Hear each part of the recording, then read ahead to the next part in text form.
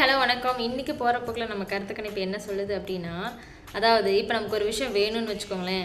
இப்போ எனக்கு ஏதாவது ஒரு விஷயம் வேணும் அப்படின்னா யார்கிட்ட கேட்போம் நம்ம அப்படின்னு யோசிக்கிறோன்னு வச்சுக்கோங்களேன். நம்ம எல்லோரும் டக்குன்னு எடுத்தோம் என்ன பண்ணுவோம், நான் அம்மா அப்பாட்ட கேட்பேன், ஃப்ரெண்ட்ஸ் கிட்ட கேட்பேன், ஒரு நான் கடவுள்கிட்ட போய் வேண்டுவேன் எனக்கு இது வேணும் அப்படின்ற மாதிரி சொல்கிறோன்னு வச்சுக்கோங்களேன்.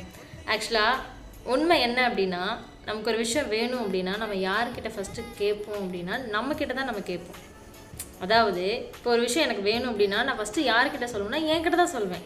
அதுக்கப்புறம் தான் அதை கடையில் வாங்குறதா இருந்தால் கடைக்கு போவேன், இல்லை வீட்டில் சொல்கிறதா இருந்தால் வீட்டில் சொல்வேன், இல்லை ஃப்ரெண்ட்ஸ்கிட்டேயோ இல்லை என்னோடய ஸ்பெசிஃபிக் பர்சன்கிட்டயோ யாரோ ஒருத்தவங்கிட்ட சொல்லுவோம். கரெக்டாக? இப்போது நமக்கு ஒரு விஷயம் வேணும் அப்படின்றத ஃபஸ்ட்டு நம்ம யார்கிட்ட சொல்லுவோம் அப்படின்னா நம்மக்கிட்ட தான் நம்ம சொல்லுவோம். கரெக்டாக? இப்போது இவங்களுக்கு நான் உண்மையாக இருக்கேன், இவங்க எனக்கு ரொம்ப பிடிச்ச பர்சன், உங்கள்கிட்ட நான் எல்லாமே ஷேர் பண்ணிவிடுவேன், உங்கள்கிட்ட நான் எதுவுமே மறைக்க மாட்டேன் அப்படின்னு சொல்கிறாங்கன்னு வச்சுக்கோங்களேன். ஆக்சுவலாக அது உண்மை கிடையாது. ஏன் அப்படின்னா, என்னதான் நமக்கு பிடிச்சவங்களா இருந்தாலுமே நம்ம அவங்கக்கிட்ட ஏதோ ஒரு சின்ன சின்ன விஷயங்களை மறைச்சி நம்மளை பற்றி பெஸ்ட்டாக சொல்ல தான் நம்ம ட்ரை பண்ணுவோம். ஆனால் எந்த கில்ட்டுமே இல்லாமல், எந்த ஒளிவு மறைவுமே இல்லாமல் பண்ண தப்பை கூட ஓப்பனாக சொல்லக்கூடிய ஒரு பர்சன் யார் அப்படின்னா நமக்கு நம்ம மட்டும்தான். இப்போ நீ அன்றைக்கி இப்படி போனல, இப்படி பண்ணல அப்படி சொல்லி நம்மக்கிட்டேயே நம்ம பேசிக்குவோம். கரெக்டாக? எந்த ஒரு கில்ட்டுமே இல்லை. அதாவது உண்மையான நமக்கு நண்பன் யார், நம்ம யாரு கூட டே பை டே உண்மையாக வாழ்ந்துட்டுருக்கோம் அப்படின்னா நம்ம கூட தான் நம்ம வாழ்ந்துட்டுருக்கோம். கரெக்டாக? அதுதான் உண்மை.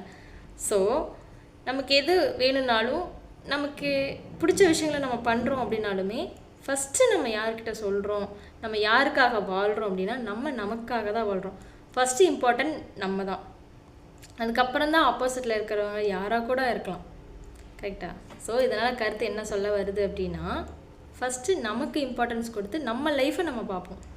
அதுக்கப்புறம் நமக்கு பிடிச்சவங்களா இருக்கட்டும், பேரண்ட்ஸாக இருக்கட்டும், யாராக வேணா இருக்கட்டும், அதுக்கப்புறம் நெக்ஸ்ட்டு அவங்க ஃபஸ்ட்டு ஸ்டெப் நம்ம யார் கூட வாழ்கிறோம், நம்ம யாருக்காக இருக்கோம் அப்படின்னா நமக்காக மட்டும்தான். கரெக்டாக?